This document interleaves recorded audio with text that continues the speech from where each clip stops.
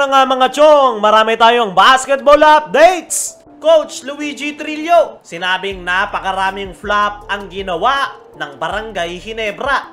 Arvin Tolentino, mas gustong makalaban ng Barangay Ginebra sa semifinals. Matapos ngang talunin ng Northport Batampier ang Magnolia at hindi man lang pinaisa, ay for the first time ay makapag-a-advance na nga sa semifinals itong Northport Batampier. Maraming ang ginulat itong Northport dahil sa ganda ng kanilang inilalaro. At ayon nga sa naging latest interview dito kay Arvin Tolentino, ay hindi niya nga raw ma-explain yung kanyang nararamdaman.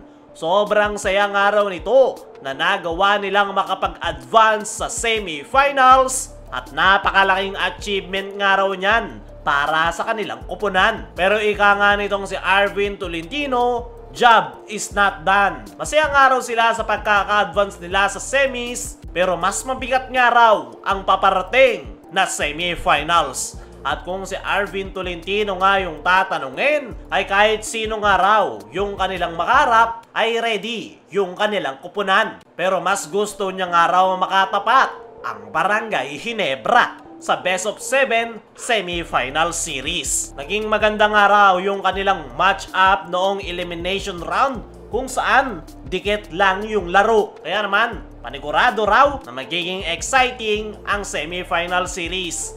Ang maganda nga raw ay meron silang 2 weeks preparation dahil magkakaroon ng PBA break para magbigay daan para sa Gilas Pilipinas. Para sa akin mga chong, ay magandang match-up ang tapatang Barangay Ginebra at Northport Batampier sa Best of 7 semifinal series. Dahil gaya nga ng sabi natin kanina, napakaganda ng kanilang match-up noong elimination round. Nagkamali lang ang Ginebra sa dulo, kaya nagawa ng Northport na makuha ang panalo. At sa semifinal series ay may pagkakataon ang Barangay Ginebra na makabawi at paniguradong hindi na mauulit yung kanilang pagkakamali sa dulo dahil sa kanilang adjustment, lalong-lalo na nitong si Justin Brownlee. Para sa akin mga chong, ay dagdag flavor rin sa semifinal series na dating Barangay Ginebra player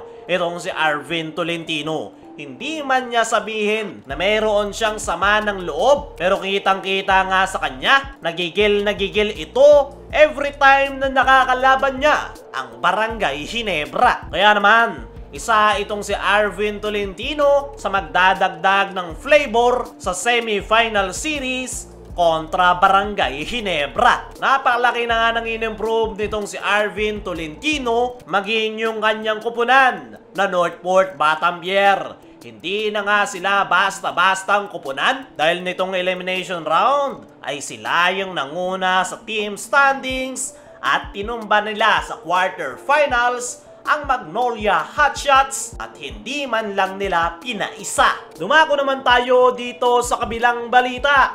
Coach Luigi Trillo, sinabing napakaraming flop ang ginawa ng Barangay Ginebra matapos makakuha ng Meralco ang panalo kontra Barangay Ginebra. Ay hindi pa nga rin nagpapaawat itong si Coach Luigi Trillo dahil ayon nga sa naging press con interview matapos ang laro ay hindi nga raw katanggap-tanggap yung napakaraming fouls na itinawag sa kanyang mga players. Puro flop nga raw yung ginawa ng Barangay Ginebra, lalong-lalo na kay Akil Mitchell. Dagdag pa nitong si Coach Luigi Trillo ay kahit nanalo ang kanyang kupunan ay ia-appeal pa rin daw nila yan sa PBA committee at ipapa-review ang laro. So ngayon ay masaya itong si Coach Luigi Trillo na nanalo ang kanyang kupunan. Pero hindi nga daw siya natutuwa sa flopping na ginawa raw ng Barangay Ginebra sa nakalipas na Game 2. Para sa akin mga chong, ay masyadong pisikal ang laro ng Meralco. Kaya naman,